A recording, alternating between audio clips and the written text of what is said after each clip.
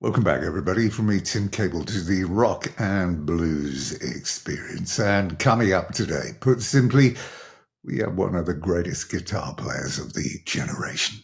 Now, when Rolling Stone or any of the guitar magazines puts together a list of the greatest, the most influential, the top 100 all-time guitar players, a name that is on all of those lists is that of George Lynch.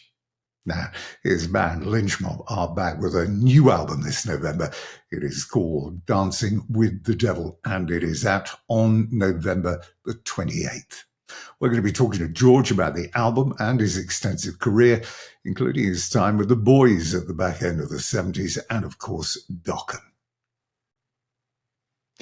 Also from Lynch Mob, we're joined by the bass player Jaron Galino. Now, he grew up listening to George in Dokken and indeed in Lynch Mob before he fulfilled every kid's rock star dream by being on stage alongside the man that he hero worshipped growing up. Just a reminder before we get there that you can catch up with all of the latest content on the website www.therockandbluesexperience.com or on YouTube and Facebook. And if you missed some of the latest shows, there's some really good features with the likes of David Ellefson and Jeff Scott Soto.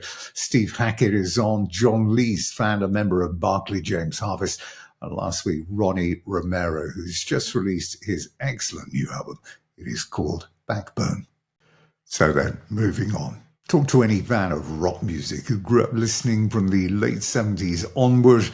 And when the subject gets to the greatest guitar players, the name George Lynch is high up on everybody's list of favorites. From his time with the multi-platinum arena band Dokken in the 80s, rising from the ashes of its collapse with Lynch Mob, George has continued to thrill audiences worldwide.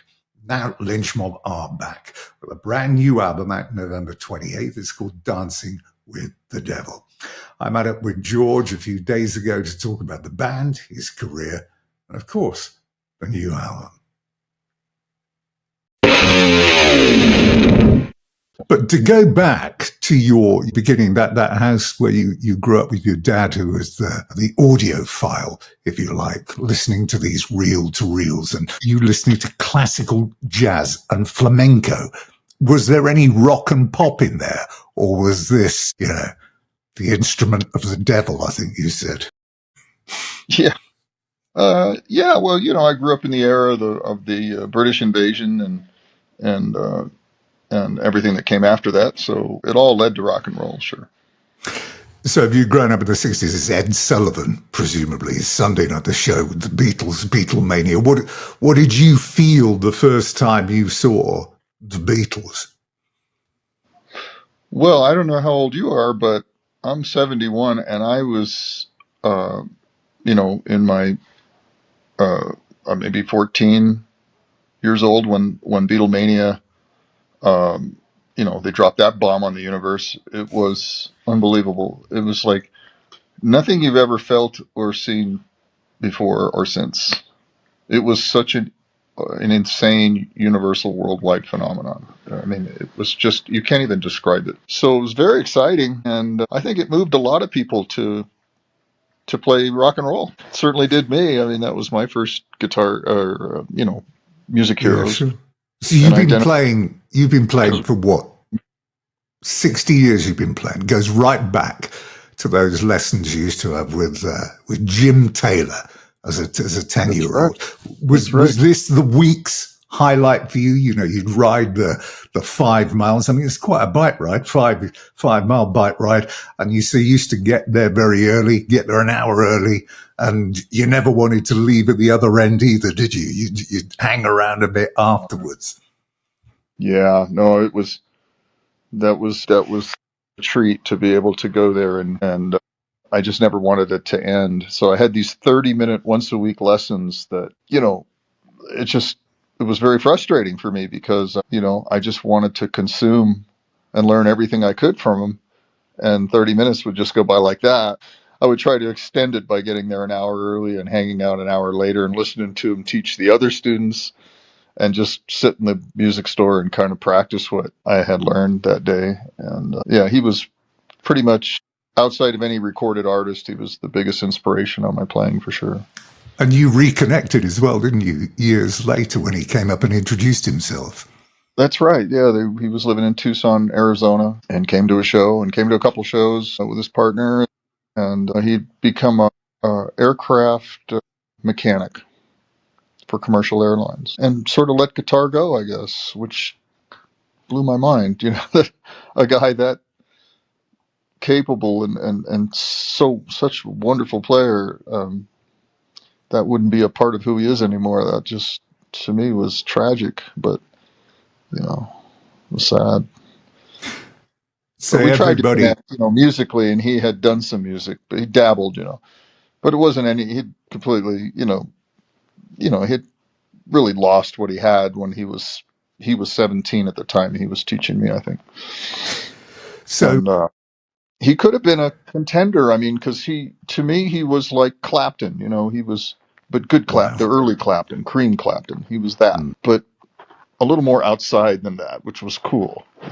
Not so pentatonic, but he had that kind of vibrato in those hands. Just old school hands, man. It just all came from the heart. And he had a couple shots at some bigger bands, and that he missed, he didn't get hired, and I think that crushed him. And then his life kind of spiraled down, and we lost contact. But so everybody remembers buying their first album. It's that moment in your life, really, where you get to exercise real choice. And kids would always judge each other on your record collection, on what you've bought. And for many, I suppose it's the Beatles, the Stones, the Who. But yours wasn't. Yours was different because your mowing lawn money was spent on Jeff Beck's debut album, Truth. yeah, I can't say that was my first record. I don't remember what my first record was, but that was one of the early ones for sure. And that one, I lived off that. That was my food. That was my new instructor. I would just play over it. But not just that, play over the Hendrix stuff and the Cream stuff, play along with it. I mean, that was really how I learned, was just put these records on my dad's console stereo, and then I plugged my guitar into the headphone input. Somehow that worked. I don't know why that worked. The headphone input of the tape machine part of the console, and that amplified the guitar. And I had a little Jordan Boss tone, which distorted the signal, so I would plug that in, and that plugged into the jack of the guitar. So I would get a distorted signal, and I would play along to the records over and over and over, while posing in front of the sliding glass door, which in my reflection, so I could make sure I knew how to look cool while I was doing it. That's pretty much how I taught myself. There was a lot of aspiring bands coming through. You used to have those, the infamous school and backyard gigs at the time, Battle of the Bands. I don't know whether people still do that. Your first gig, do you remember it well? Southgate Park Recreational Hall at the turn of the 70s. Yeah, I do remember that pretty well, because it was I had been hired, asked to join this trio of pro guys in the town where I lived. And there was a drummer and a bass player, singer, and they'd heard about me, and there was a little bit of buzz about me in the neighborhood, whatever. And so they asked me to join their band, and I did, but I was way out of my league. I hadn't developed enough. I wasn't mature enough, and I was just sort of overwhelmed with the whole thing. And so I choked, and we had our big gig and it was packed at this big auditorium at the Southgate Park, and my parents were there, and all my friends were there, and all the band's people and whoever else, all the people for the other bands that we were competing against.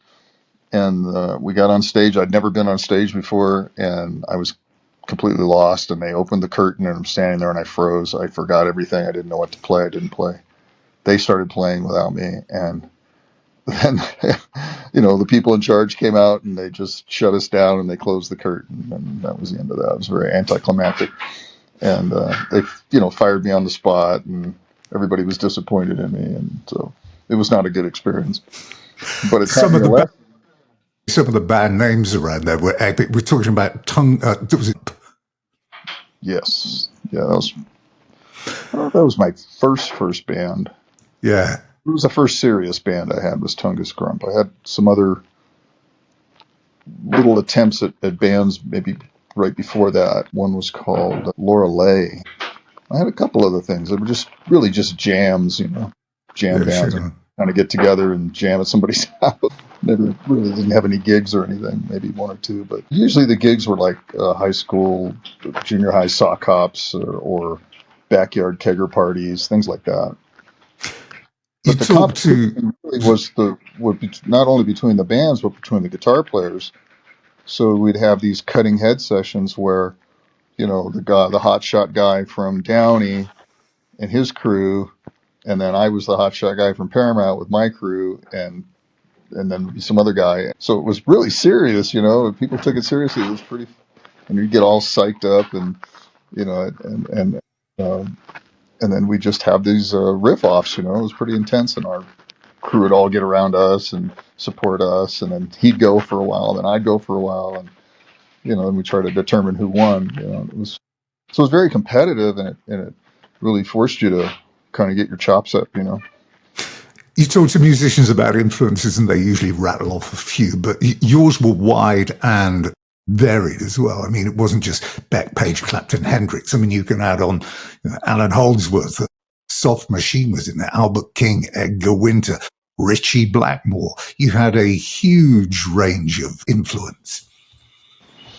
Yeah, I mean, there's very few people I don't like to listen to or learn from. And, I'm no different than the average person who might emulate a smaller, fistful of influences. But my influences are more varied. So I think I just disguise my influences better because they just get homogenized into this big group of, this pot of just everybody. I mean, there's Schenker, there's Leslie West, there's Hendrix, there's Clapton, there's Beck, there's Holdsworth, as you said. Then there's all these jazz guys and blues guys, and pick little things from a lot of different sources, and then reinterpret it in my own way. And that way it becomes sort of unrecognizable. Because I've never learned anything verbatim from anybody. I mean, I never really learned a song or a lick in a solo. I never learned Stairway to Heaven solo note for note or Hotel California or anything. I was never in a cover band, so I didn't have to. But I would play in the spirit of these people by playing along with them or remembering what they did and sort of bouncing off that. And I think that's what sort of led up to me having somewhat of a, my own style, if you want to call it that. The Boys, put together by Michael White, who had an interesting career, it has to be said. Mick Grand, you, Monty, Zufel. This was in the 70s, and you were beginning to make some pretty big waves around that time. And Gene Simmons hearing about you and the showcase set up, along with, of course, Van Halen. But, Yeah, you're making...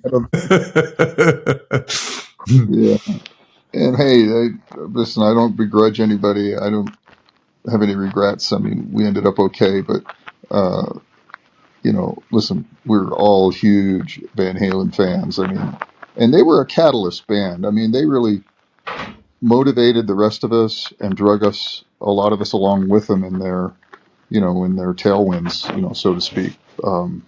They opened a lot of doors for a lot of the Southern California musicians and bands that followed them, like Quiet Riot and Dokken and Rat and others. So, that was another one of those worldwide phenomenons that you get to see maybe once in a lifetime, like we're mentioning the Beatles earlier. Did you know him well? Did you know Eddie well? I mean, when did you first come across him? I mean, I didn't know him like Terry Kilgore did, where they grew up together and went to school together, and they were like this. I was more like, I knew him by just being in the circuit, being in town, playing shows together, running into him over at Carl Sandoval's or over at Charvel, or we'd have communications here and there. And then later, in the later years, we hung out. There was a period of time we were hanging out. We did a Monsters of Rock tour together. And we would hang out every night,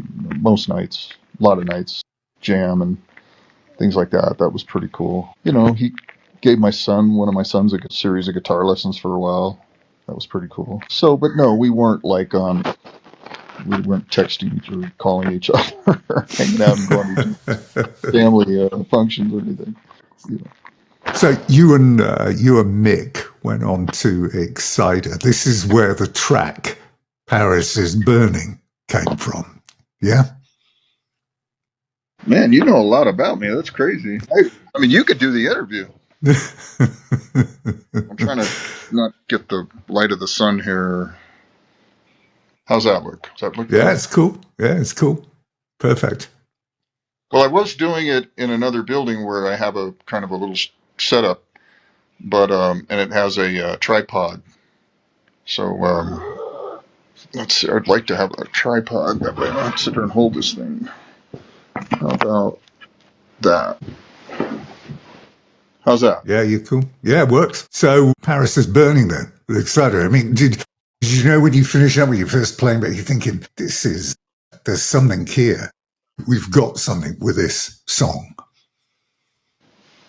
Well, maybe a little bit. I mean, I think everything you write, you think that and hope that, to a greater or lesser extent. I mean, right when it's a song is fresh, an idea is fresh, I mean, you think you've reinvented the wheel and you think that's it. And we've got there. We caught the dragon by the tail. Here we go. But of course, it never really happens that way. But at the time, we thought, that was one of our better songs. Yeah. Yeah. And of course, we used it, in Dokken as well. So, and still play it today. 3 times. This is the period you get involved with Ozzy. 3 times you auditioned with him. First time Randy Rhoads was there, and then there's Brad Gillis and Jake Ely. I mean, some people might have wondered why, after the first 2 editions, you wanted to bother going back again. But was it really down in the end to you having your hair cut and Sharon not liking your green guitar? Oh, it was those 2 things. Plus, I think it was just probably a personality thing too. And I think they really trusted Tommy Aldridge to kind of make the call. And Tommy made the call. And we talked about that afterwards and in later years, that, he was instrumental in really deciding that Jakey was the guy over me. And I have no hard feelings about it. And then he was probably right, and that's fine. And, but those were the 2 things that were brought to my attention, was my green, what Sharon called booger guitar. And that guitar is now officially called the Booger. And then my lack of follicles, I guess. But at the time, when Ozzy came to my hotel room one day, I remember he was sitting there, and I couldn't, how he talks, I can hardly understand what he's saying. So I'm just nodding my head and wondering, trying to make a word out or 2. But what I did get out of it is he was, he was wondering about my hair, why my hair was so short. They were having a problem with that. So, but he was bald at the time. It was partly due to the fact, wasn't it, that you actually had a job? I mean, you were working as well. I mean, you had a family to support, you had a mortgage to pay, and everything else. So, I didn't have a mortgage. I wish I had a mortgage. No, I had. No, there was no mortgage. But we actually, after that experience, and I've mentioned this in other interviews, but after that, when I finally got, kicked out of the running, and they gave me the word that I wasn't going to be playing with them.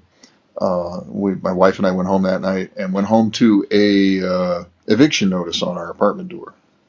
And we didn't live in a very nice apartment to begin with, but yeah, so we had to end up moving in with her parents and try to get back on our feet. So yeah, it was tough. But the other thing that I wondered about at the time was like, why didn't I just get a wig? Yeah.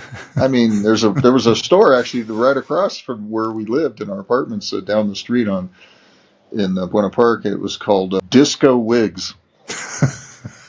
And they, had the storefront window with all these, wigs that, maybe trans people would wear, or people with cancer or something. I don't know. But anyways, that'd be like bright pink ones, and this one and that one. But I could have got. I'm sure they had like a rocker wig, right? It's got one of those, and they would. I wouldn't even have had to tell them, and they probably would have been fine with it. And then played a different guitar that didn't look like a booger, and done. Now, they didn't have a problem with the songwriting, the guitar playing, the stage presence, anything like that. Now, Dokken, usually when people start to talk, there's a tendency to veer to negative, personality clashes, etc. But what should really be celebrated here is that 81 to 89 period that delivered 3 platinum and 1 gold album and 11 singles inside the top 50 in the US. It was an incredibly successful band that may have thrived on conflict, but the success was still there nonetheless. And it must have been an amazing time. Well, that was the first time anybody's ever framed it the Dokken experience that way. So he's like, is Don really a dick? And what's up with that wig? I mean, like, who cares? No, he's not a dick. And, what's wrong with losing your hair as you get older? I mean, it's okay for Bruce Willis. But the time, actually, it's a sign of virility. Of course. But the time delivered so many high points. I mean, Breaking the Chains lineup changed. One Crucier left. The classic lineup came together. You, Don, Jeff, and Nick. And people forget that the critics were on board as well. I mean, you got great reviews. I mean, Martin Popoff was one of the standout critics whose prose were devoured every week. And looking back at some of what he wrote, he said early on, about 83, 84, he said, this band is on a par with Van Halen for that live feel. And you can add the conflict between the guitar and the vocal, and it all packaged together to produce this great sound. Wow. Okay. Yeah, I've over the years, over the decades, I've had sort of, come to appreciate the better aspects of the experience. For one, the songwriting. I think that really stands the test of time to a certain extent. I mean, it was somewhat dated, but still pretty cool. There's very few bands I like that I would listen to or buy records from the 80s. And in retrospect, I think we did have something there, obviously. Numbers prove that. People still like those songs. I don't know if we're really on par with Van Halen. I don't agree with that statement, but that's very nice of him to say that. We didn't have David Lee Roth, and I'm no Eddie, so. But, we had a different thing, and it was cool.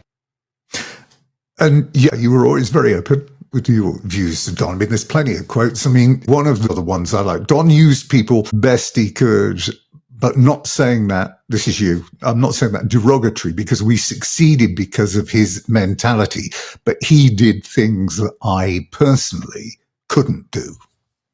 Yeah. Or maybe didn't want to do. So I'll let him do it, and I'll get the benefit from it. How about that?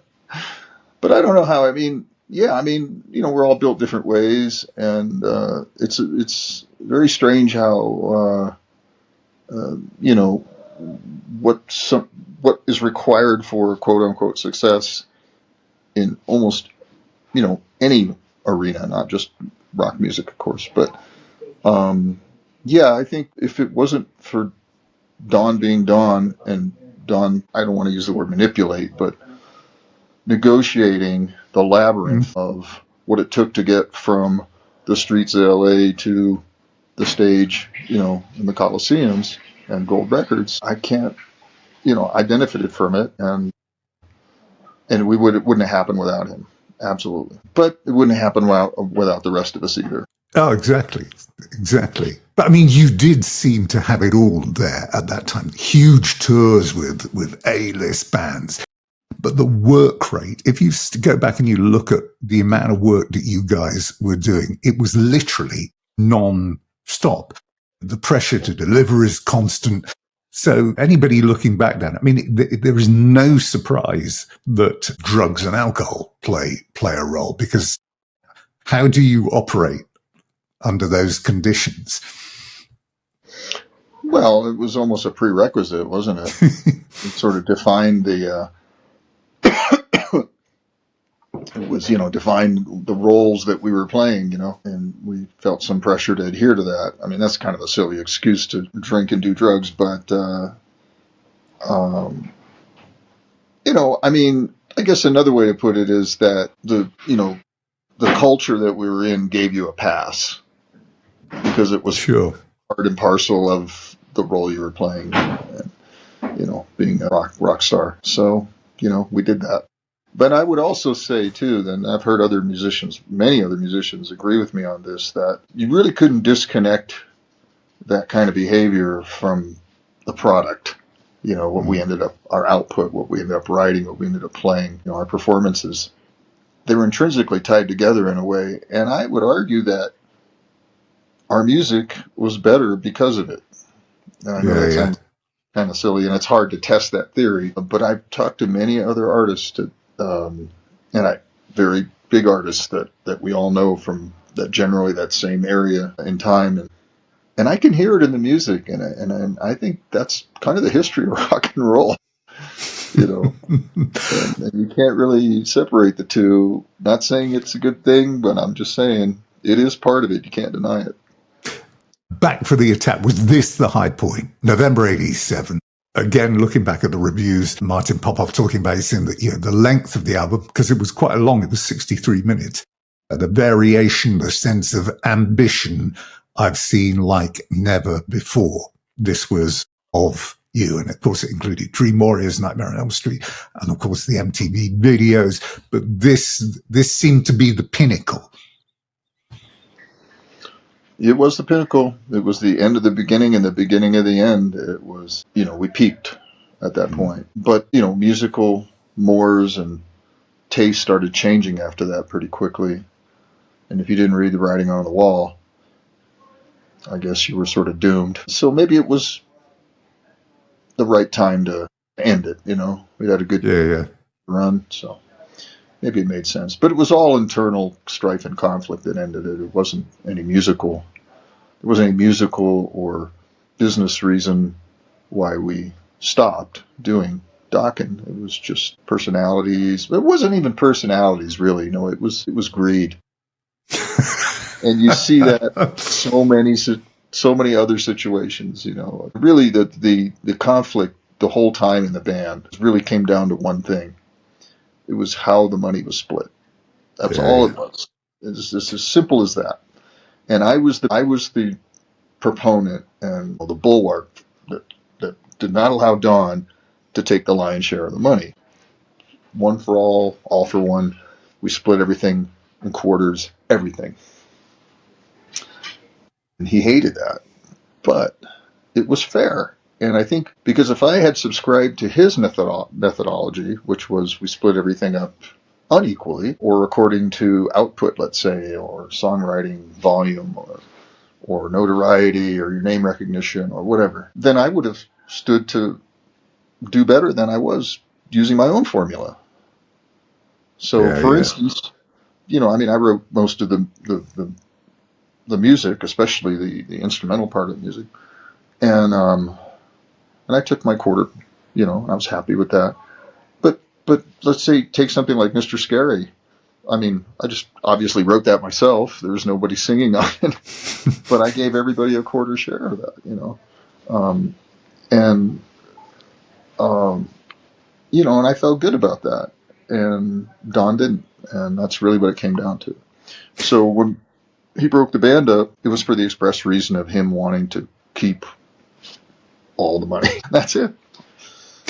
And you've had a fabulous tour with Aerosmith. There's some grainy footage out there that you can still see of you guys performing on that Permanent Vacation tour, which was amazing. And then it's the Monsters of Rock Festival, the Monsters of Rock package. Now, I saw the other night on YouTube a behind the scenes on the day and live clips of the of the gig. And I don't think many people had seen it, judging by the view count. And anybody that wasn't there or never saw about it and just read about it would have thought that it was a bit of a disaster. But there's interviews with Don and Mick talking, live footage of you, some amazing live footage of you, and the band sounded pretty amazing at the time. So what do you remember about that, the Monsters of Rock? First of all, everybody was saying, oh yeah, Metallica were the big thing, but you looked pretty on fire on the stuff that I saw, rather. Yeah, I honestly, I believe we were misbilled. I agree with people that criticize the billing. I believe Metallica should have been billed over us. I think that's the consensus is pretty there for that. But despite that, it was somewhat of a blur to me because, unfortunately, Don and our management and our business management people and agent, everybody flew out for in this conference hall for this big high-level meeting. They had an announcement to make. This is before the Monsters of Rock tour started. We were rehearsing for it. And the point of the meeting was Don and these bigwigs were announcing that Don was going to be leaving because he couldn't fire me. He tried. He couldn't find a way to fire me. So he found a way around it, was to quit, try to keep the name, and sign a new deal with Geffen and leave us in the dust. And this was revealed to us right before we were supposed to go to 36, however many shows it was, stadium shows, playing this beautiful slot in front of tens of thousands of people every night. And the thing that had always motivated us was we wanted to prove ourselves and achieve something. Mm-hmm. Well, they just cut, when they had that meeting, it just cut out all my drive, the thing that drove me to do what I do, so I just lost all my heart and I didn't care anymore. And I just why am I doing this? Why am I going out here in front of however many people? What am I trying to prove? What am I trying to achieve? Just these powers that be just declared this is a dead end. There's no point in this. And people explained to me, people were coming up to me, including Eddie. And when we would talk, and he said, "What's going on, man?" He goes, "You got to get out there and do it." I go, "Man, I lost something. I don't know. I just lost." He goes, "Well," and Pilsen would tell me this too. He goes, "Well, just do it for yourself. Because there's going to be a career after this, so do it for yourself to prove." I go, "I'm not built that way. I'm not a solo artist. I'm a band guy. My band is my friends, my family. It's my second family. It's always been like that since I was a kid. My band are my best friends, and we come up together, and we work together, and we achieve something, and we share that achievement, and it's beautiful, and it's the journey and not the destination. And the journey had become pointless, and so I played with my back to the audience and lost my heart." So, Lynch Mob. Let us move on. Lynch Mob, up from the ashes. This is 89. Grunge hadn't really happened, so it's still a pretty exciting time. And you're talking about the fact that you've got the pick of the talent. Now, you said you're a band man. Did it excite you at that time to be in full control over everything, or was there a little fear in there as well? It wasn't really fear. It was just I wanted to be very meticulous and careful about putting the pieces together. And we were, and we succeeded at achieving what we set out to achieve, which was build what I thought was almost the best possible band I could build, considering, the kind of music we were trying to make and the era we were working in. Unfortunately, we did not see what was the tidal wave coming around the corner. So there was, if I had perfect hindsight, of course, I would have got that record done quicker. And if I would have just beat Nirvana by another year earlier, we'd still be in the 80s, and it would still be, I think the record would have probably operating in a different landscape. But anyways, so yeah, we spent a lot of time putting our dream band together. And I say our because, there was a lot of people behind me. I was very fortunate to have, my pick of management, business managers, agents, publicists, radio people, videographer. I mean, you name it. We had the whole machine, lawyers, whatever. Got what I thought it came down to singers. It came down to Oni and Ray Gillen. And Ray Gillen was my first pick. And Ray respected my desire to have him in the band. And we spoke and we jammed and tried to sit down with guitars a little bit and everything like that, get to know each other. But at the end of the day, he said, listen, man, I love my band. So I respected that wholeheartedly. So I go, listen, dude, I'm the same way. I get that. So, yeah. So we got Oni.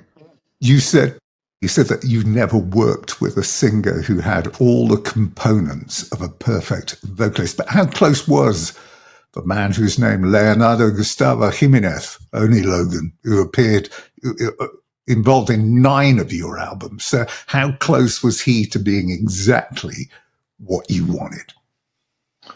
Well, from a singing standpoint and a writing standpoint, he was my dream singer. But there were other issues, obviously.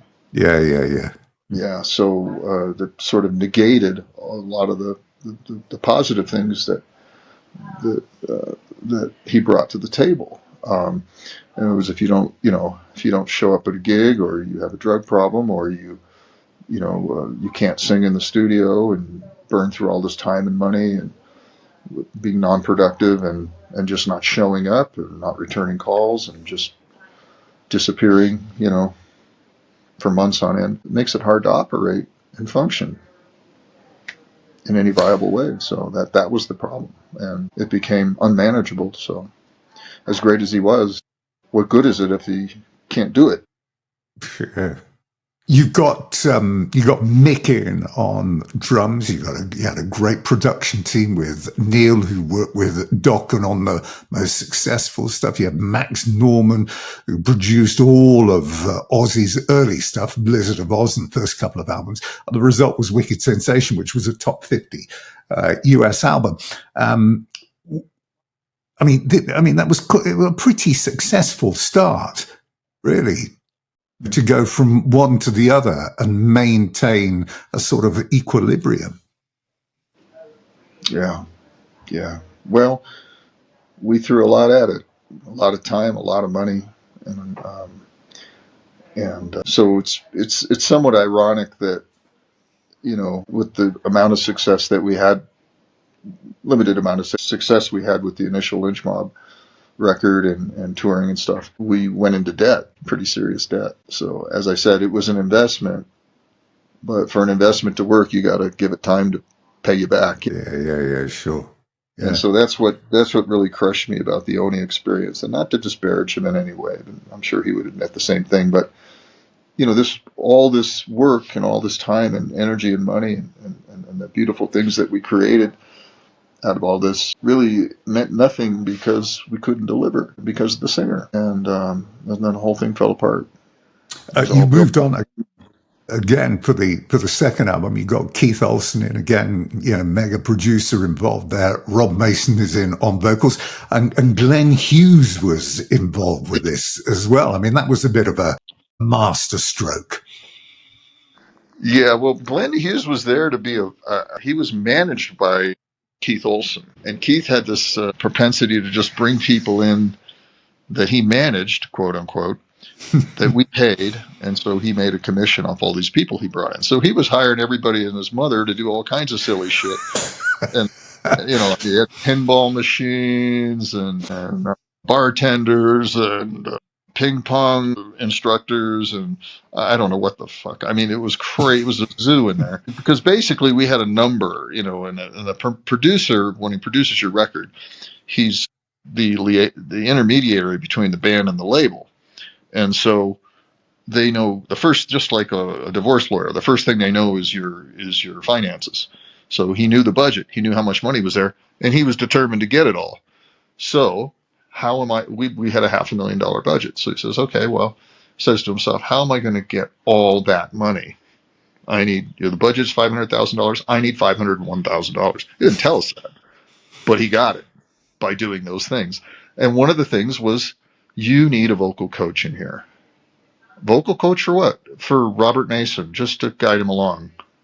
I'm not going to argue with Keith Olsen. Okay, it's X amount of money for Glenn Hughes, which is my favorite white singer of all time in history forever, anyways. So Glenn's just sitting there every day, comes in, strolls in, late morning, early afternoon, sits around for a few hours. Robert doesn't need any help. So eventually one day I'm like, listen, we're paying all this money, Keith, for Glenn. He's the greatest singer in the world. Why don't we just have him go in there and sing it? And they no, we can't do that. We can't do that. I go, okay, so there was one of the rare moments where I put my foot down. I said, listen, this is my money. This is my record. You had talked me into having this guy sit here. I want him to hear us sing a song. So I just went to Glenn directly. I said, hey, would you mind getting on the mic and doing this? And he did. And it was blood curdling, hair raising, goosebumps on everybody's arms. It was, fuck me, man. I'm like, I just put an instant smile on my face. I'm going, that's it. And the tape magically disappeared. And it was, I don't have a copy of it. The producer made a point of destroying all the evidence, which really pissed me. I don't even have that just to have it as a reference, to live with. I spent $500,000 of my own money. I didn't even get a cassette tape of that, which was the highlight of the whole experience. So the question would have to be then, did you not consider getting Glenn Hughes in full time, or was he in the midst of doing something else? Oh, I definitely considered it and thought about it and talked to them about it. But again, Keith shot me down and said no, because in Keith's view, and you sort of realize this now, is that he didn't want to rock the boat. This was just a gig for him.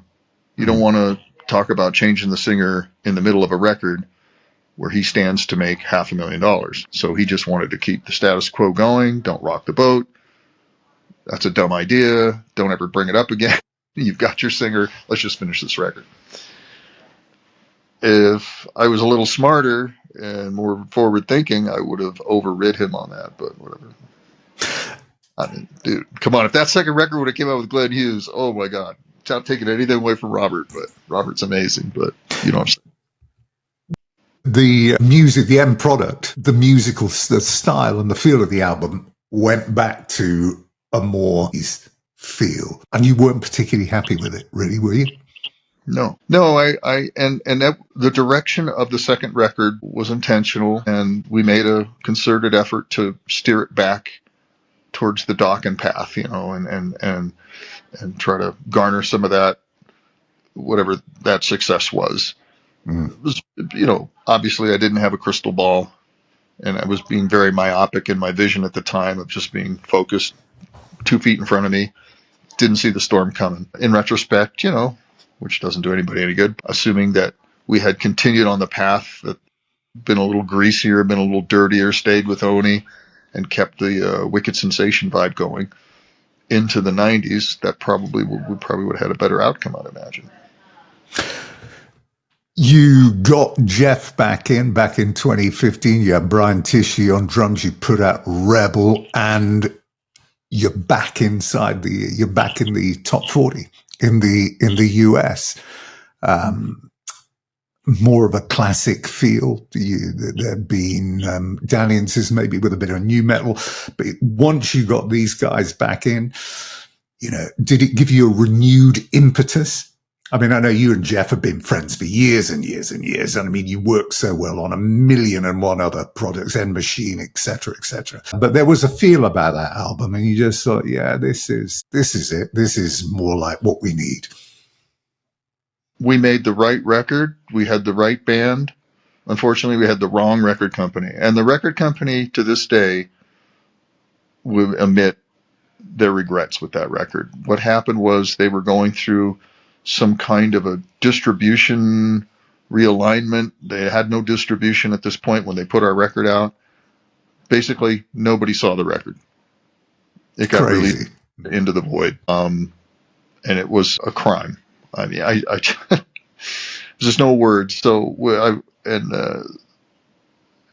this day, I was like, you don't get to always get that lucky and make a record like that. And I go, that was finally it. I just think that's all I really needed to do. Now I just need people to hear it and realize that it exists, and they would probably like it, a lot of them, and it's very sad. So let's bring it up to date then, 2025, and we have Dancing with the Devil. So why was now the right time for you to bring the curtain down on Lynch Mob? Well, I think you can see a common thread throughout this interview that I make really bad decisions throughout my life. Horrible. You do not want me in charge of any of your decision making. I've never, so if I give you any advice, do the opposite. You'll probably have a better outcome.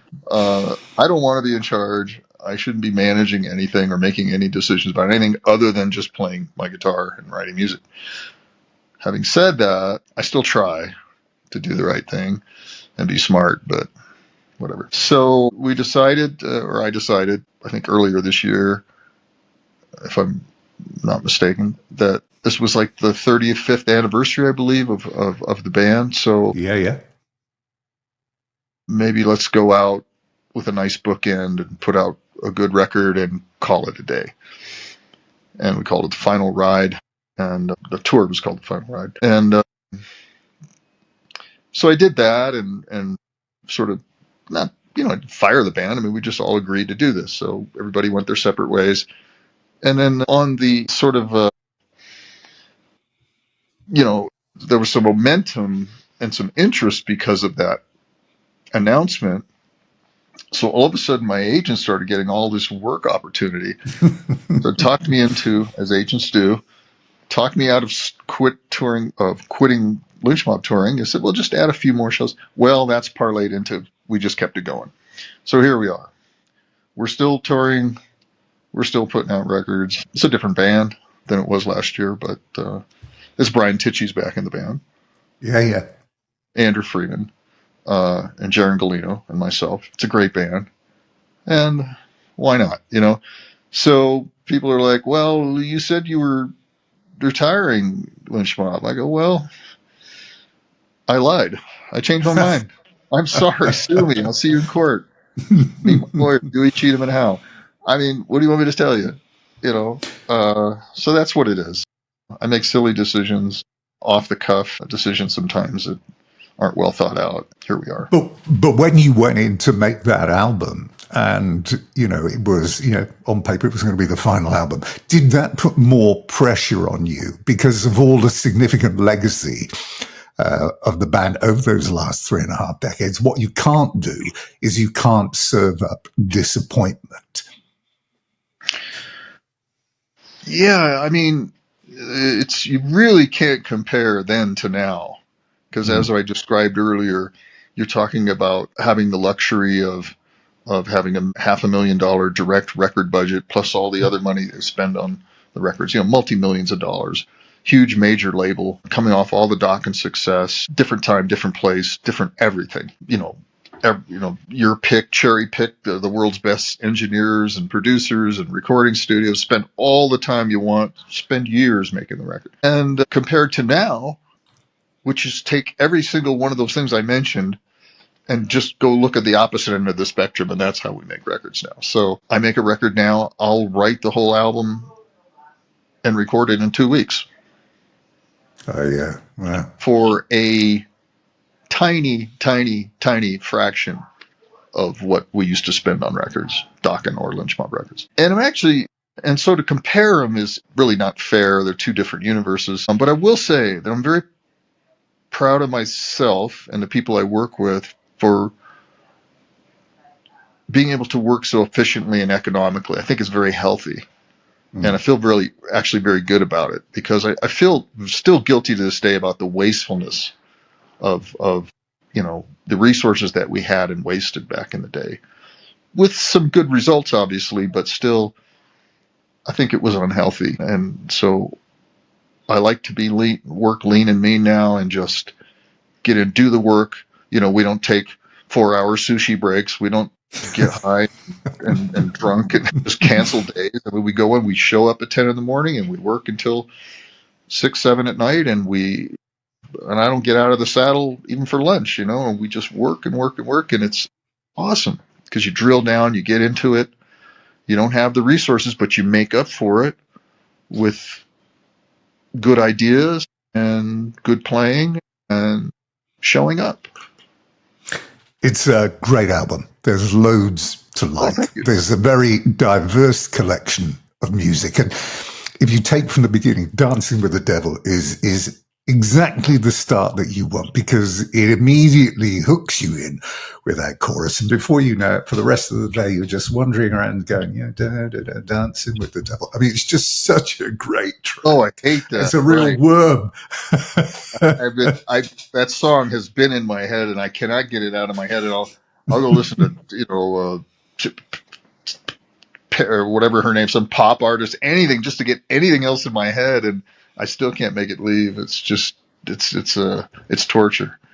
I don't know why that happens, but I would say that and I thank you for making that observation, and a positive observation about the record. But in listening to it now, I do have some regrets, and I am determined going forward with any record I make going forward now to kind of get rid of all the cheese, the light stuff, the major stuff, the happy stuff. It's just, I don't know why I go down that road. Sometimes I feel I need to do that when I'm writing to keep a record balanced. But then in listening to it, I go, man, it should have been all dark. It should have been all just badass, cool grooves and riffs and a little bit challenging arrangements with changes that kind of make you listen a little bit and dig in. But none of this easy pentatonic trying to be AC/DC with happy AC/DC stuff. I'm like, when am I doing that? But there are moments here, because just when you think, so you've had Lift Up Your Soul, Love and Denial, which stay firmly in the realms of that, that infectious groove that is at the start of the album. But just when you think you know what's coming, you get the sing-along bit of Machine Bone, and then the atmosphere certainly just starts to change. Yeah, the vocal drifts off around 2:27, and then we get 2 minutes plus of instrumental on the end of it, and you're thinking, oh yeah, where's this going? Oh no. Well, I would agree with you. I make an exception for Machine Bone. I wish the whole Machine Bone, because I love the shit out of that song, and it gives me goosebumps every time I listen to it. I'm that guy who's driving down the street listening to his own song over and over again with the window. Is that old over there to his own music? What a narcissist. Well, Follow Me Down delivered more of that signature guitar sound that we've heard many times before, but you just don't tire of hearing. But then this is the bit for me. We get this total change for the final 3 tracks. And maybe it's the best bit of the album, beginning with Gold Mirror, the 2.5 minute instrumental. And that's when things start to change, because there is a bit of a Led Zepp vibe going on there. Yeah, definitely. I don't know hiding that. I don't know who you're talking. Maybe I have heard of this band. I've never owned records or anything like that, or heard their music, but I've heard of them. Of course, it's so funny. Let me just a quick aside. It's hilarious. So there's a certain record company that we deal with regularly, and there is a clause, and I'm not lying, I'm not making this up. There's a clause in the contract that says no Led Zeppelin influenced music allowed. And every record we all do, we are all influenced. It's impossible to not be influenced by it. What a ridiculously silly thing. And of course, there's a Zeppelin influence all over every record I've ever put out, as well as many other influences, but they never called me out on it. But I just thought it was hilarious that, here we are. You called it out. But then you've got Sea of Stone. Mountain. It's Black Mountainside, which Jimmy Page plagiarized from someone else. So it wasn't a direct play. Sea of Stones is similar in style, but with vocal, and is up there with the best tracks on the album, I think. I mean, obviously, it's all personal.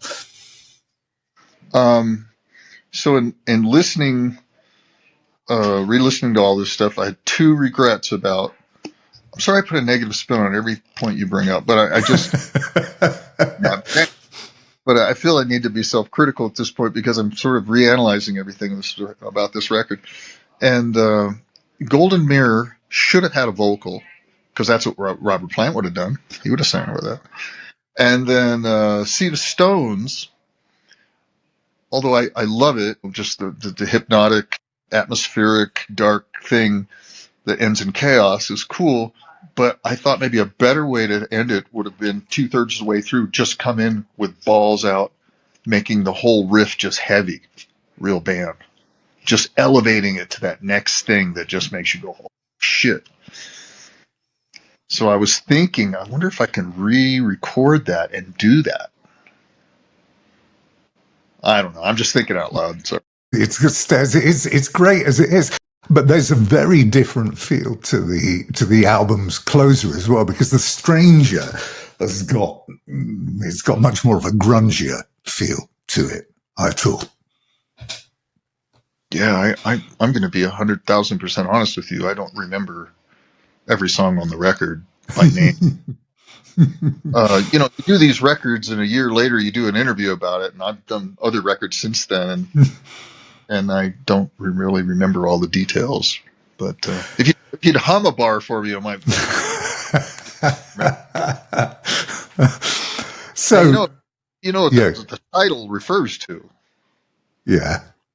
The Stranger, do you know what that is? Well, it's when you sit on your hand till it's numb and then you masturbate. It feels like somebody else's hand. That's The Stranger. And I didn't invent the term, so don't get mad. Don't kill the messenger here. So the album finishes. There is a bonus track on that as well. But how happy are you overall with I mean, I know you talk about being self-critical, but I mean, if you put that aside for a moment, when you sit down and you listen to the whole thing, it's a great album. It's a really good album. Yeah, I think it's a 50/50 album. I get very excited, genuinely feel that I nailed it on half of it. And then the other half feels sort of like, man, if I had all the resources that I could afford to just throw these 5 songs away, I would and start over, because now I know what I would really want to do. And that's the one huge problem with writing and recording records the way that we do now in recent decades, is you don't have that luxury of discarding anything. You have to use everything. Because time is money, and that's just the way it works. It is a business for me. It's my occupation. I need to earn money from doing what I do. And to make any money on tiny budgets, you have to be very efficient. And so there's no such thing as, oh, I didn't like that solo, go back and redo it. It doesn't happen. You have to get it right the first time. You have to write the right songs the first time. But next record, dude, we do this. What is the future? I mean, you've got a myriad of projects. There's Heavy Hitters, there's End Machine. What is going to be next? Well, I just finished the second Cassandra's Crossing record, which is, I hate to say this doing a Lynch Mob interview, but it's a better record than the Lynch Mob record, in my view. From what I wrote and where just coming from what I like personally, it's more like the record I wished I'd written for Lynch Mob. So that's being worked on right now. I mean, I finished writing and recording all my parts, and Cassandra's working on the vocals right now as we speak. We're going back and forth with that. This is coming out brilliant, so I'm excited about that. Then I got 2 more records in the pipeline I got to work on. One is the 4th the End Machine record. So I'm going to make sure that one is dark and mean and just groove infested and riffs from hell and all that. There's not going to be any lightness. Might be some weirdness, but no major chords or anything. Nice flowery melodies, none of that crap. But maybe in an Alice in Chains way, where it's over a dark riff, that works. But so we're working on that, and then I'll also be working on a Heavy Hitters record. It'd be the 3rd Heavy Hitters record that Jeff and I need to deliver for Cleopatra Records. We got that in the pipeline as well. And tell me then, you've got all of that. What about Dokken? Now, Don's talking about bringing the curtain down and finishing, and I've spoken to him many times. He's always fabulously entertaining, rather. And he did speak of a possible EP, a possible studio project with you.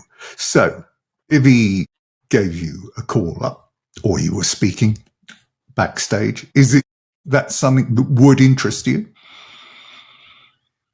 Well, I mean, do you see any value in it?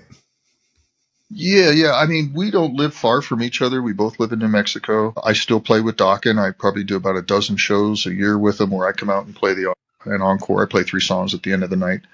And Lynch Mob sometimes shares a bill with him. So, we see each other here and there and hang out, and everything's fine. I've been the number one proponent of us getting together and doing a new record for the last, handful of years.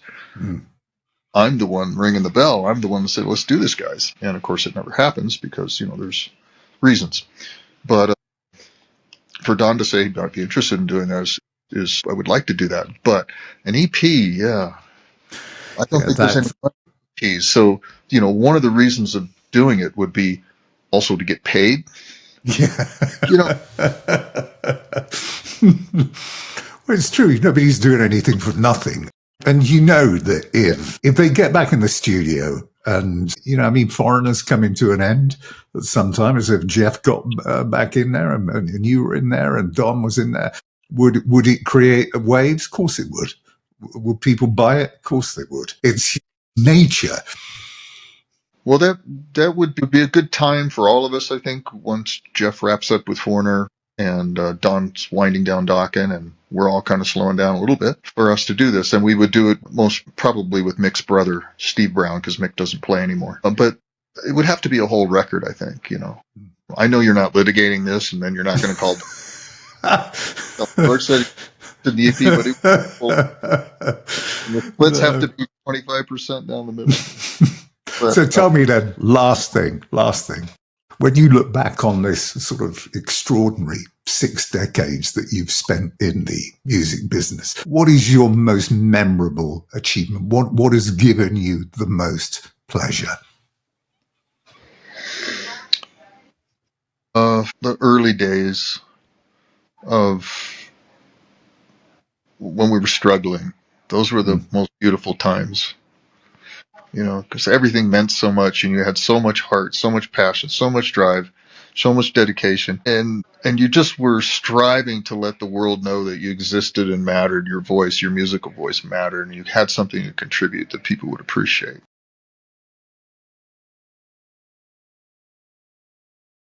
Now, imagine growing up as a kid with a dream, like every other kid, of becoming a rock star.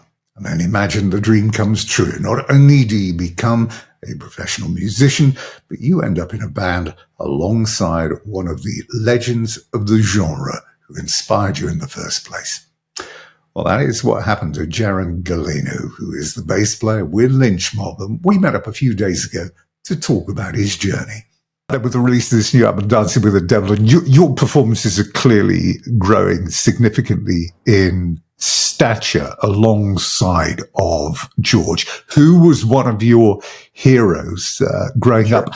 And this goes all the way back. Great story. I love this. Back to your 8th grade teacher that gives you a copy of Back for the Attack, by Dokken, and says, hey, go and listen to this guy.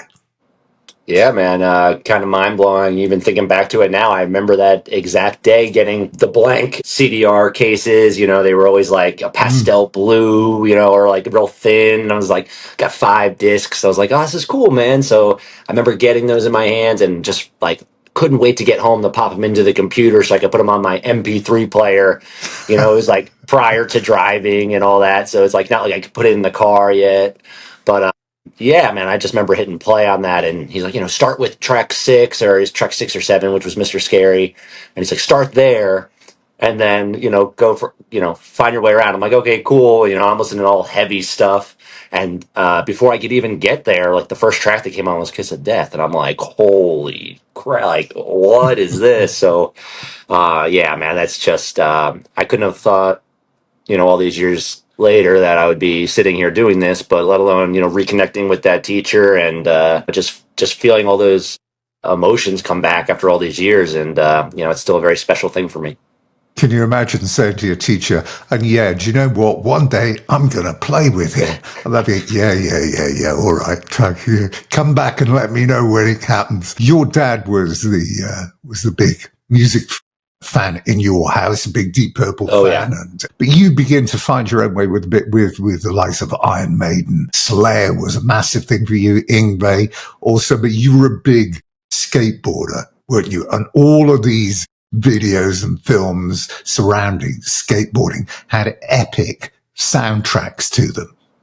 Yeah, they all did. Whether it was music I loved or didn't like, it was always something interesting that you wouldn't see on TV necessarily, or you wouldn't hear in commercials. Whether it was like punk or new wave or metal, it was just like I was addicted to these skate videos because as a skater, that was the thing. You're just kind of like into the whole scene. But the soundtracks to it was always a surprise because it was like music you just never really heard unless you were exposed to it in one way or another, whether that was through family or digging deep, on the internet or whatever. But yeah, I mean, hearing Slayer in a skate video, on some like guy with long black hair, jumping off of crazy staircases and stuff, it just like the whole thing about it just kind of made it extreme and a little dangerous, even some of the lighter music, whether it was hip hop or, even just like acoustic singer-songwriter stuff set to that tone of like extreme sports.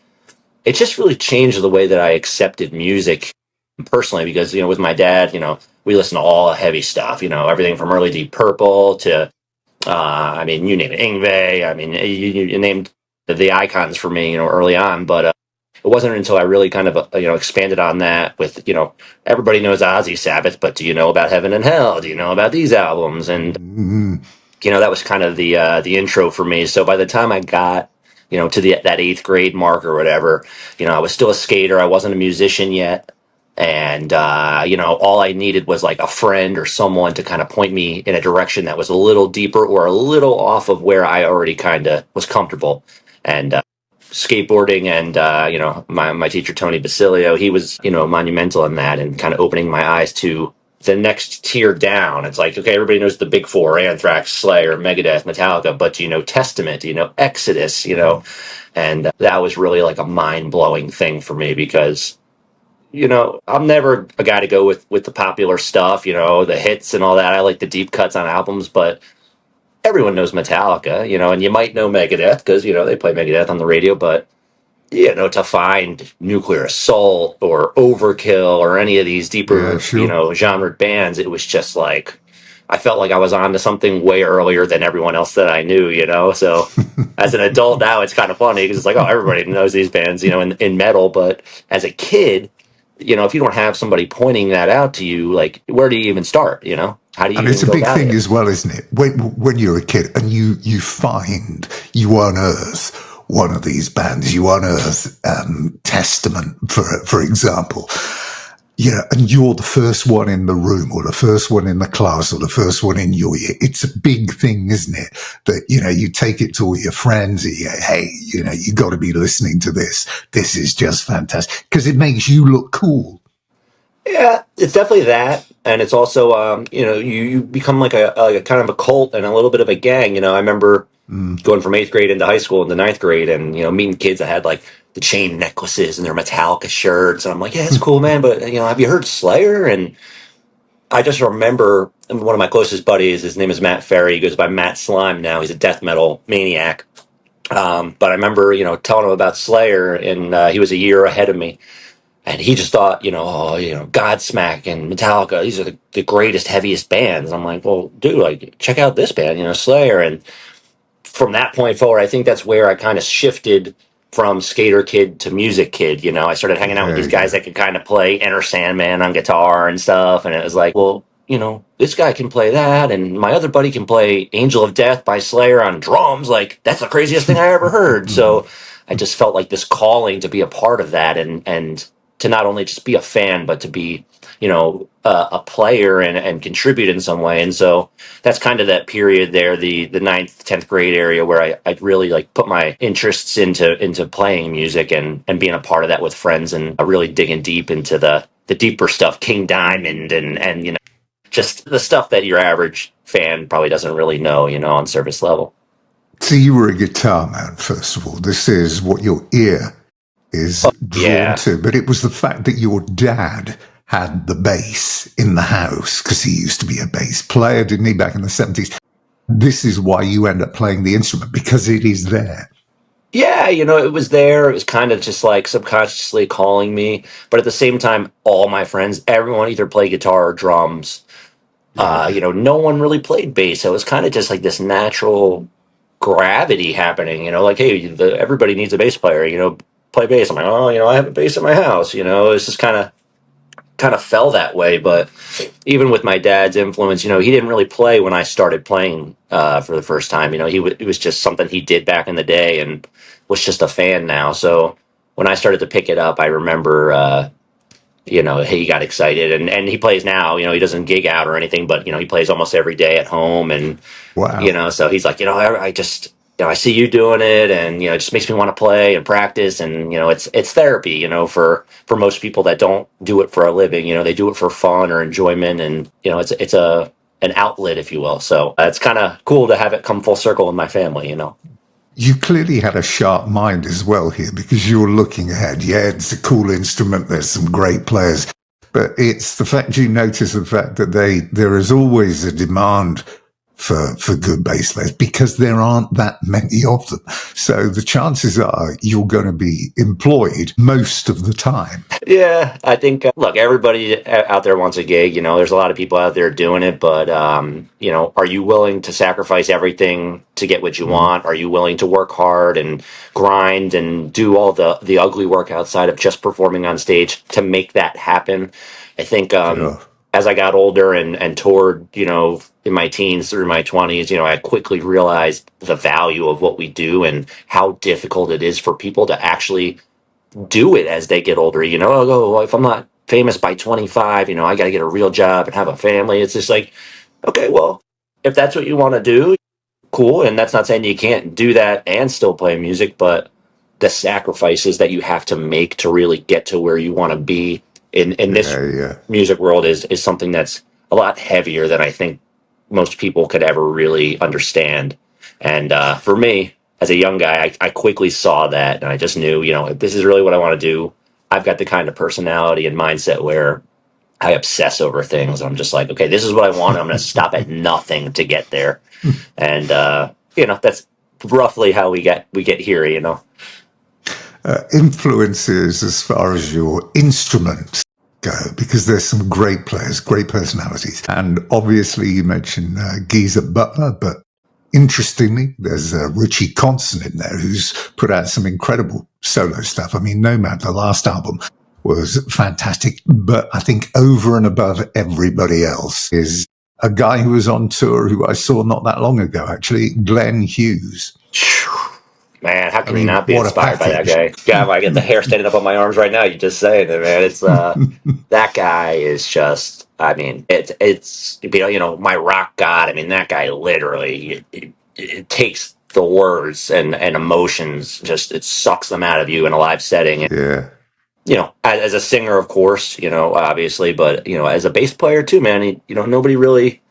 I don't say nobody really pays attention to that part of him, but his tone and just his style of playing, and I just always really love that, even from that California Jam, seeing those high watt Yeah, it's speakers behind him and brilliant. all that. It was just like, this guy's a badass. And yeah, I would say Hughes, Geezer, like you said, Kotzen, even Ingve. I listen to some of those early Ingve albums where he's playing bass on it, and it's just like, what the hell, but there's my guitar player mindset there. But then you got guys like Steve Harris, and there's all sorts of good influences there. So I just try to make it a melting pot of all the things I like, and transfer that to my hands and what I do.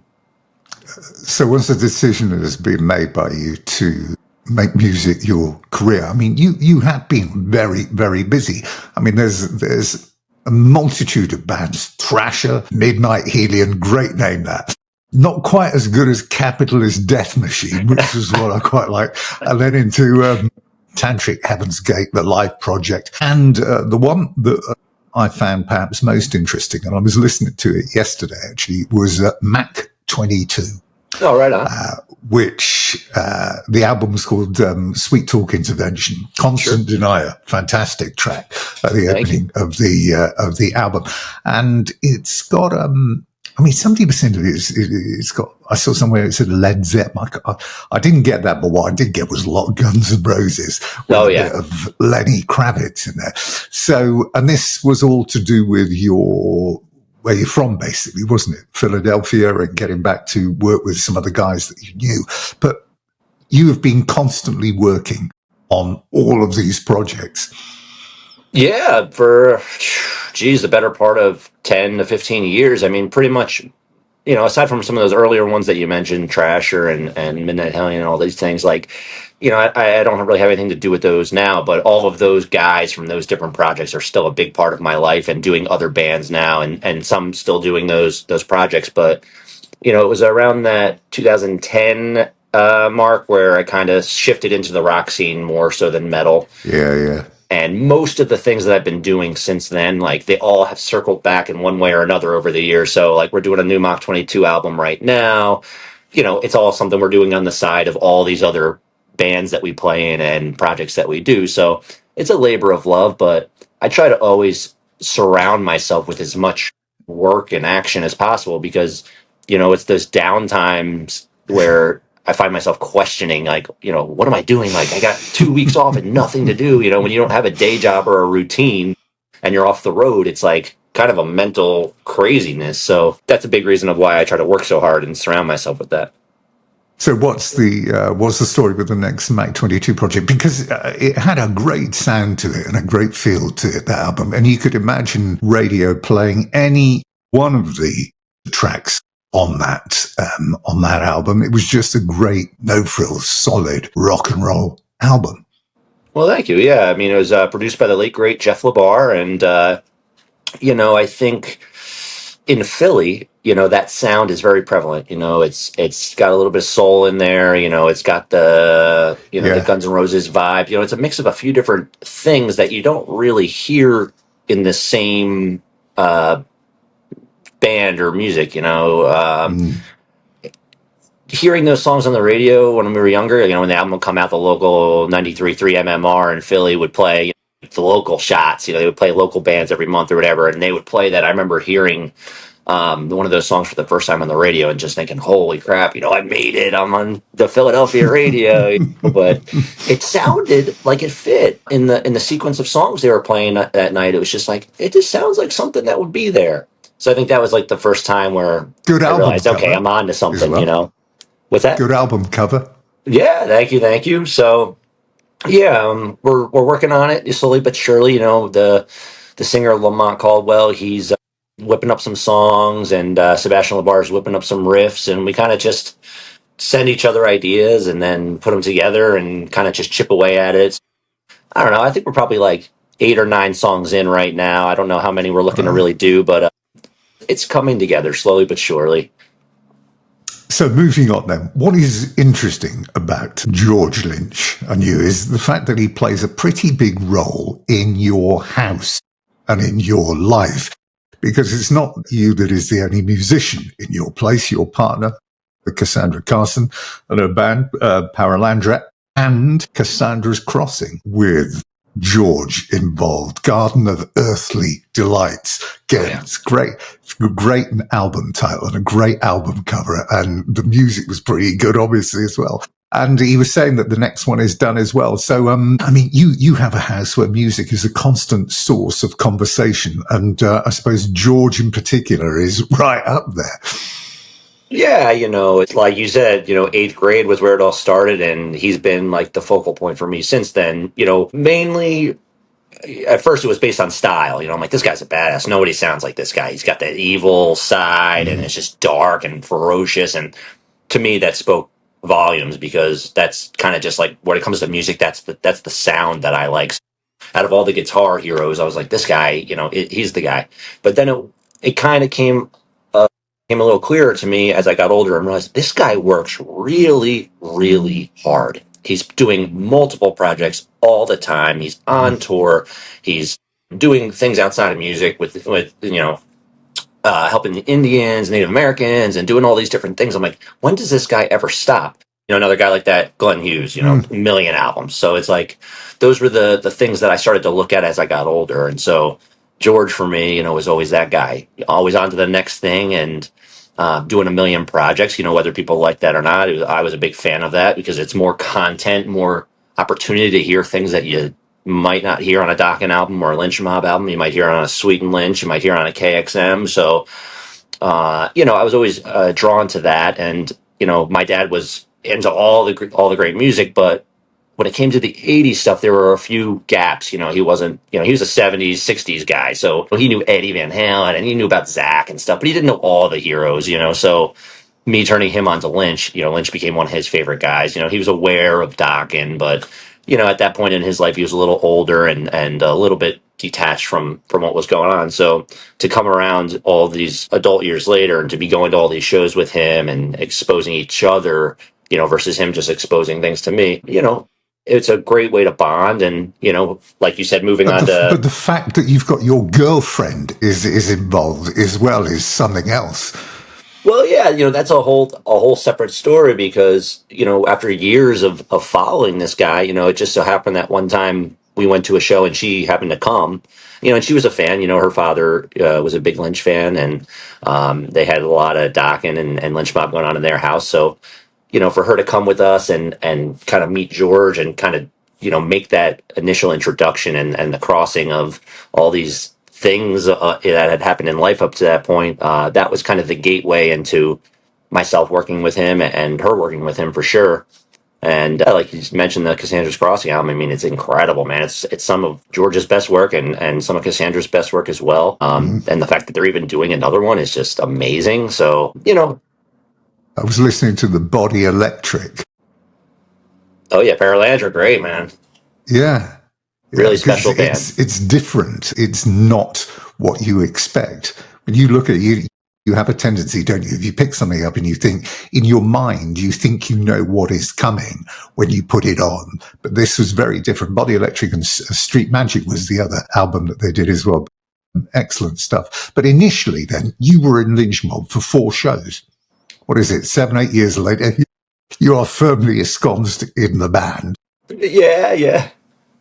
It's been about 4 years now. 2022 is when I got to sit in for the first time, and I just thought, hey, man, it's an honor to even get on stage with these guys, especially George, and I'll just go and have fun, and that's a highlight career moment for me. And the fact that it could go on any further than those few shows was mind blowing to me, and to still be here and kind of at the helm of whatever's going on now in Lynch world. I mean, I'm just every day I'm honored to be here and a part of it, and very lucky.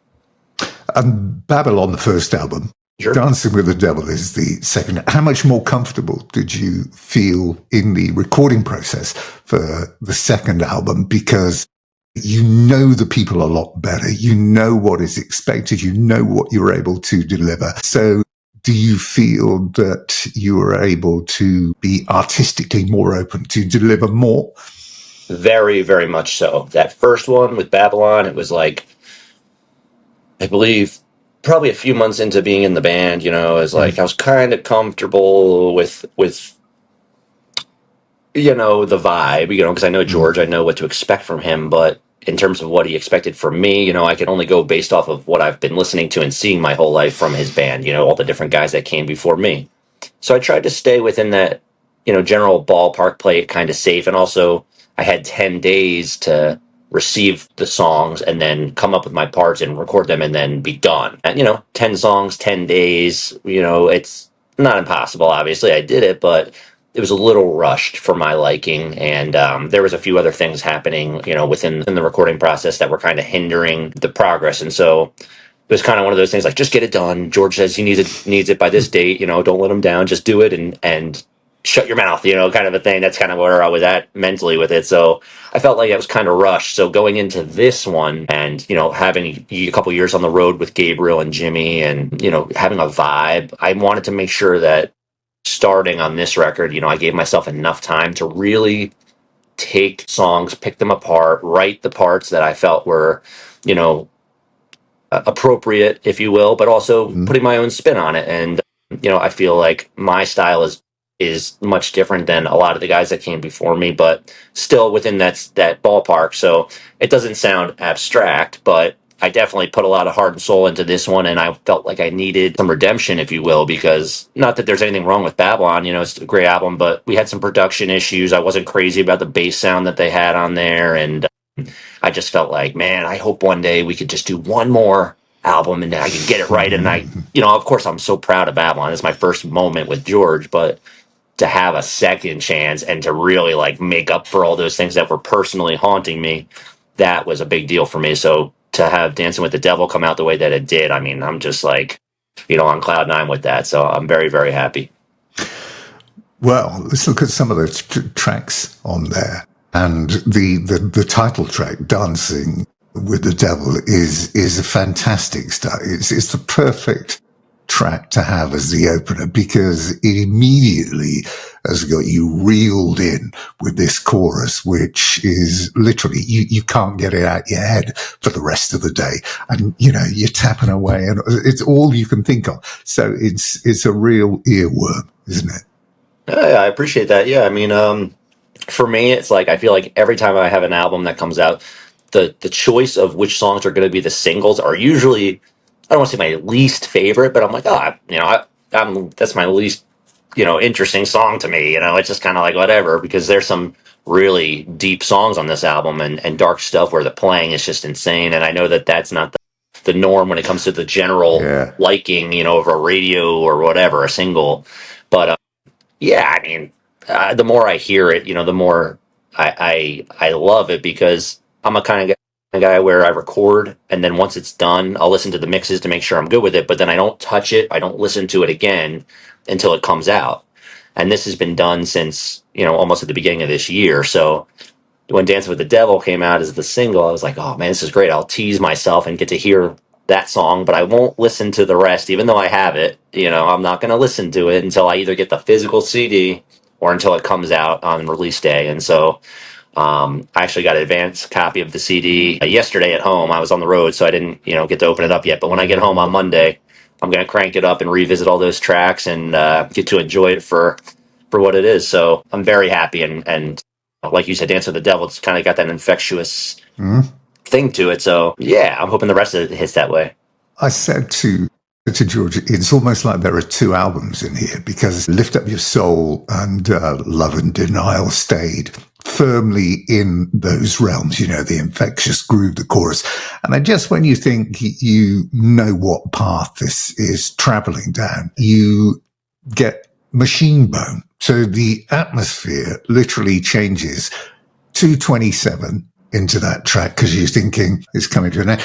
And then it stopped, the vocal ends, and then you get this 2 minutes plus worth of instrumental. And this is a turning point in the entire album. I haven't listened to it really in the proper track order. I generally know it, but Machine Bone was one of those songs where it was kind of just a jam. We kind of like when I was tracking it, like you can kind of hear it, like what you hear on that song, at least coming from me. Like some of these songs George will send, they'll be 8 minutes long and we trim them down at the end, like, oh, there's too much space on this part, it just, it's kind of boring or whatever. But this one, it was like, I tracked it and just messed, like when you said 237 or whatever out, that whole rest of that was just like, I was just making it up because I'm like, oh, I'll just put this in as a placeholder and then I'll see what Gabriel sings and then change it. And then it kind of just never changed. And that ended up being one of my favorite tracks on there. So, I'm really happy that, it's kind of used as that pivotal moment to kind of go to the rest of the album and change that feel. And it's the final 3 tracks of the album, which could turn out to be people's favorites, because this is where I think you've got 3 tracks that could be on a completely different album. Get the beginning with Golden Mirror, which is the instrumental, 2.5 minute instrumental, which has got a huge Led Zeppelin vibe in it, and running right the way through the veins of this song. I mean, it's a great track. I mean, and it's not a cheap takeoff. It's, it makes you sit and listen and just get yourself prepared for what is coming afterwards. Yeah, it's interesting to me because when George sent me, it was just acoustics with some percussion going on, and I'm thinking, okay, cool. I could hear Gabriel singing this and that here. I didn't know it was going to be an instrumental at that point, but I felt, hey, this calls for like a Tony Franklin, like a fretless thing, and I've never played fretless. I don't own one. It was the whole thing. So Sea of Stones was the other track I wanted to pick up because it had a similar vocal and a similar vibe, but I think it was potentially the standout track for me, actually. interesting, because that one was supposed to be the instrumental kind of just bonus ambiance thing, for the European or Japanese release. George was like, we need just another song. It could just be, just some kind of vibe, and so I was like, okay, cool. Well, that was the last one we got out of all the songs. And I was like, I'll put the fretless on this and just kind of do like something really just dark and like droney. And then Gabriel was like, I actually have some vocal ideas for this. And so that one ended up becoming a full song and very different, and enjoyable. So, again, another pivotal moment on the album for sure. And the Stranger, which is the final track, I know there's a bonus track in there as well, but the Stranger is the album closer. And this has a much more grungier feel to it than anything else on the album. So there's another twist and turn here on this journey, this 50-odd minute journey. You're ending with something that, you simply haven't heard or seen on the album before that moment. Yeah, it's definitely dark and sludgy and heavy. And it's funny because a lot of these songs, when I got them, there's no vocals or, no rough idea of what's going to happen. So when I'm putting down bass, and I find this with a lot of projects and albums that I do, I'm hearing it without anything, so I'm just like, I'm going to put this bass thing here. I'm going to do this and that. And I never really think, well, what's he going to be singing over this? Is this going to clash? So I'm always very surprised to hear kind of where it goes once it leaves my hands. It's like, okay, do I need to go back and change this to complement the rest of the song? I always get a little nervous about that. So The Stranger was one of those where, I put the bass down and I was just like, I think this is going to be good, but I'm very curious of what the vocals are going to do to it. And Gabriel just came in and knocked that one out. So I think it's a strong track for a closer. And I'm really happy with the way that the track listing ended up going and that being at the end, because you never know, when you're recording, which one's going to be the first or the last song and where the energy is going to go. So the other bonus here, of course, is the fact that this isn't the end. I mean, when this was all being talked about a year ago, etc., it was, well, this is the end of the road, but it isn't. There's a bit of a restructure gone on here. There's going to be more, quote, of a revolving door. Brian Tishy is back in the band. So there is a future which must please you because you get to do more of the same. Tell me about it, man. I mean, I thought I was hanging it up on a high note earlier this year on the Monsters of Rock cruise, and the fact that George wanted to keep going was amazing. I couldn't have thought of a better turnout for the end here, but now it's uncertain what the end is, and to go from killer players that were in the band before to getting other killer players that I grew up seeing George play with and, seeing them play with other bands, Tishy, Freeman. I mean, we got Scotty Coogan coming in for a few shows. And, these are all guys that I grew up just listening to and seeing play and just thinking, man, one day I hope I get to play with guys that can really lay it down. Like, these guys, these guys are the men of the genre, and so to be up here on stage and doing stuff with them is just a really special feeling. And, it's been a long time coming, I guess, career-wise for me. So getting to share that and be a part of that legacy is a huge honor.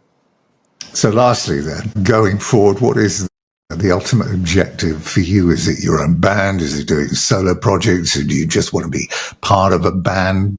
What is it that is your career objective? I don't know that I really have an objective, but to just keep moving forward. I think putting out new music, being a part of projects, whether it's a band or a solo project or whatever. I don't mind. I like doing it all. I don't need to be in charge. I don't need to write all the music. I like contributing to a group setting. And so, I just always try to dabble in 3 or 4 different things at a time as I go, and where the time allows it, I try to get it in. So I'm just going to kind of keep going on that path. And, if it's another Lynch Mob style situation, or if it's a new band that we put together, a super group of, just local guys, whatever, nothing is off the table for me.